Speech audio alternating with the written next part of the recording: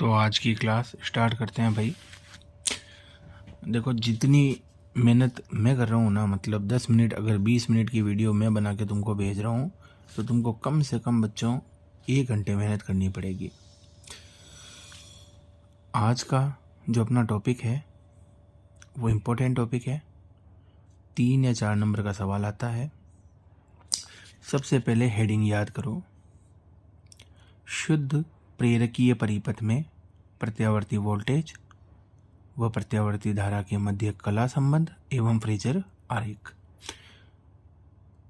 वो जो पिछला वाला टॉपिक था ना, वो था शुद्ध प्रतिरोधीय परिपथ, और ये कौन सा है?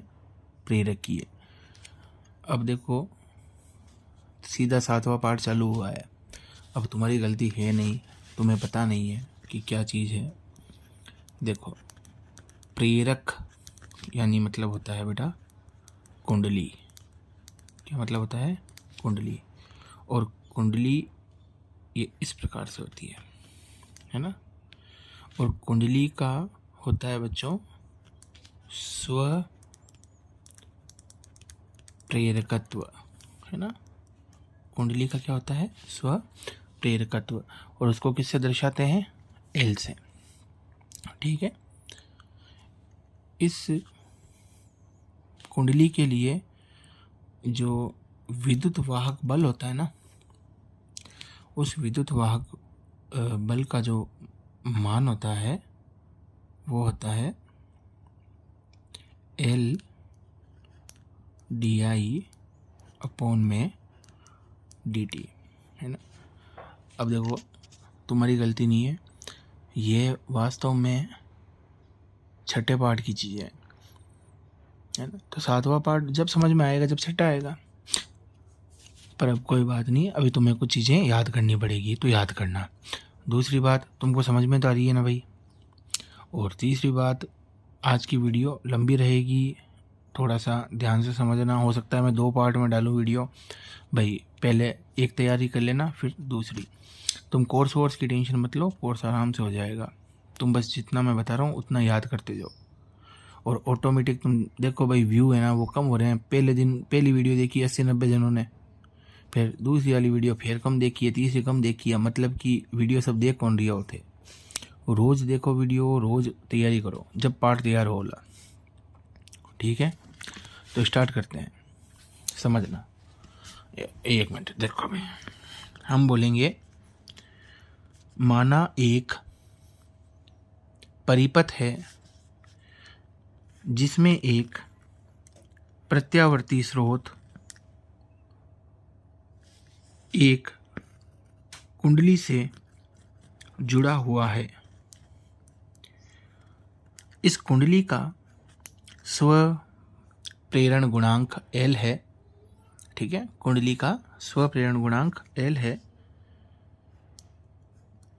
और ये जो स्रोत है V, ये इसे कितनी धारा दे रहा है? I धारा। यानी इसे कितनी धारा मिल रही है? I धारा। ठीक है, तो हम कहेंगे प्रत्यावर्ती वोल्टेज की समीकरण।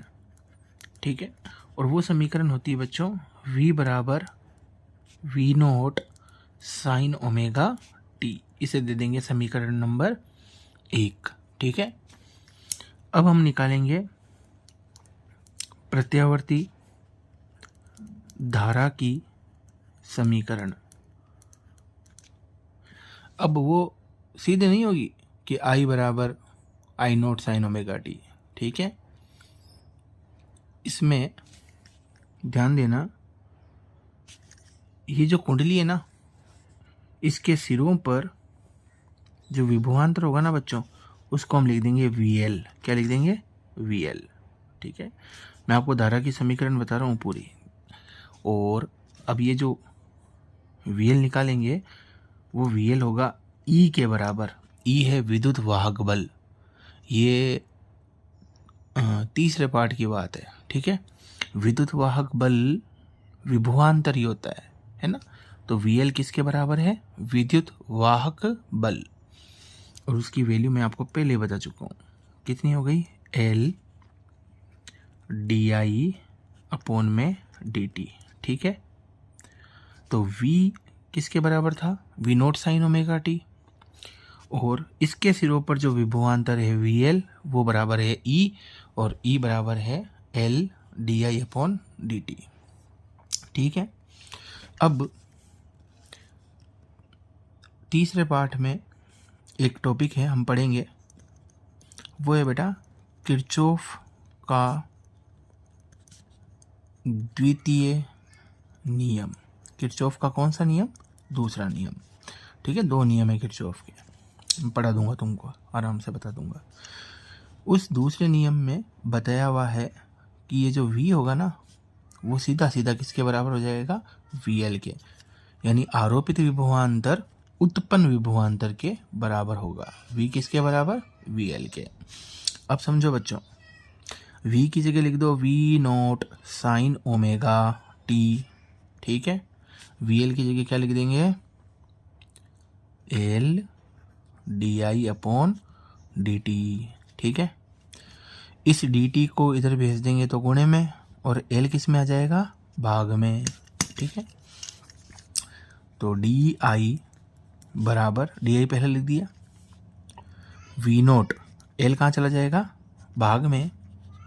ठीक है, साइन ओमेगा टी, और गुणे में क्या हो गया, डी टी। एकदम सिंपल है, कोई दिक्कत नहीं। अच्छा बताओ, किसकी समीकरण निकाल रहे हैं, धारा की। यहाँ पर क्या आया हुआ है, डी आई। डी आई से क्या लाना है, आई। क्या तरीका होता है डी आई से आई लाने का, 11वीं में बताया था, समाकलन। ठीक है, डी आई का समाकलन हो जाएगा आई। वी नोट अपॉन एल का समाकलन नहीं होगा, समाकलन सिर्फ किसका होगा, sign omega T D T, sign omega T D T. ठीक है, अब मैंने बता रखा है कि जब लिमिट नहीं होगी तो समाकलन में नियतांक लगेगा। ठीक है, तो यहाँ पर लिमिट नहीं है ना, फिर भी हम नियतांक नहीं लगाएंगे। उसका कारण बताता हूँ, जब ये समीकरणें आ जाएगी ना दोनों, V की और I की, तो बाद में याद करो हम t के अलग अलग मान रखेंगे, 0, t/2 है ना, t/4, 3t/4 रखेंगे ना, वो हम लिमिट ही लगा रहे हैं। क्या लगा रहे हैं, लिमिट। तो इसमें हम लिमिट लगाएंगे, लेकिन अभी नहीं लगाएंगे, बाद में लगाएंगे, समझे। तो नियतांक नहीं आएगा। अब देखो I बराबर क्या हो गया, V नोट अपॉन में L साइन ओमेगा टी का समाकलन करना है अपने को। ठीक है ना, साइन ओमेगा टी का समाकलन हो जाएगा माइनस कोस ओमेगा टी, और बटे में ओमेगा, अवकलन में गुणे में ओमेगा आएगा, समाकलन करेंगे तो बटे में आएगा। ठीक है, कोई दिक्कत नहीं। पक्का समझ में आ रही है भाई, है ना। नहीं समझ में आया तो वीडियो को आगे पीछे करके देख लिया करो वापस एक बार। V नोट हो गया, ठीक है, अपॉन में L है, यहाँ से ले लिया ओमेगा। क्या ले लिया, ओमेगा, और इस माइनस को भी ले लेते हैं बाहर। ठीक है भाई, अब आप सब को पता है, आपने छोटी क्लास में ही पढ़ रखा है कि हम इस कोस ओमेगा टी को लिख सकते हैं sine omega T, sorry sine π/2 minus omega T. ठीक है, यानी ये यूं हो गया कि कोस थीटा बराबर क्या, कोस थीटा बराबर साइन 90 माइनस थीटा। तो कोस ओमेगा टी क्या, साइन 90 माइनस थीटा, यानी ओमेगा टी। तो लिख दिया साइन 90 π/2 है ना, माइनस ओमेगा टी। ठीक है भाई, कोस ओमेगा टी को लिख दिया साइन। अब समझो, मैंने V note upon omega L तो है जैसा का जैसे ही लिख दिया। ठीक है, यहाँ लिखा मैंने साइन, और ये जो माइनस था ना, इस माइनस को यहाँ अंदर की तरफ कोण में भेजा, ठीक है। तो ये जो ओमेगा टी माइनस का था वो किसका हो गया, प्लस का, ठीक है। और ये प्लस का जो था पाई बाय 2 किसका हो गया, माइनस का। हमारे पास आया आई बराबर I naught upon omega L sine omega T minus pi by 2। अब अगला जो हम अंतर यहाँ पे करने वाले हैं उसको ध्यान से समझना, ढंग से देखना। देखो यहाँ बता रहा हूँ, समझना पहले।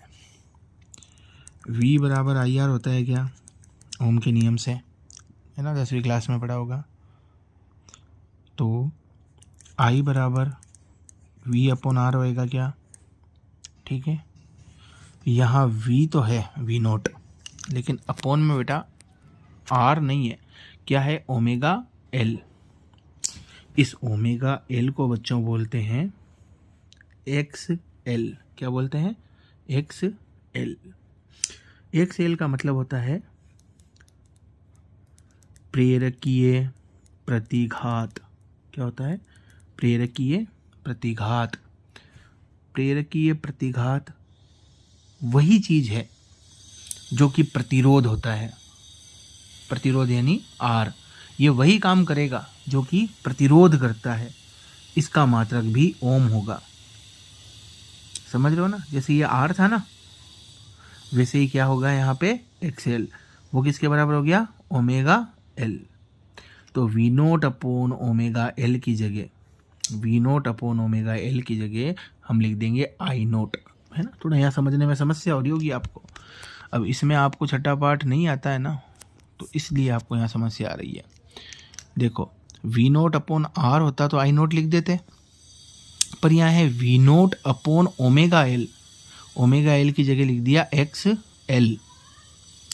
तो V नोट यानी विभव अपोन में प्रतिरोध, तो ये बेटा प्रतिरोध ही है। प्रतिघात भी क्या होता है, प्रतिरोध ही होता है ना।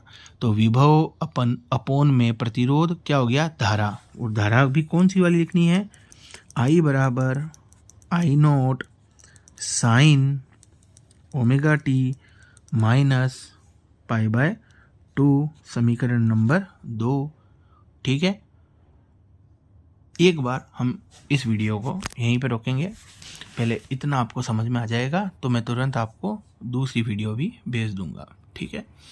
और बियाँ भी आराम हो, ठंडी कर खाओ, जब तो समझ में आ जाए। जल्दबाजी मत करो, घबराओ मत, चालबा दो, बहुत टाइम पड़े बार, ठीक है। देखो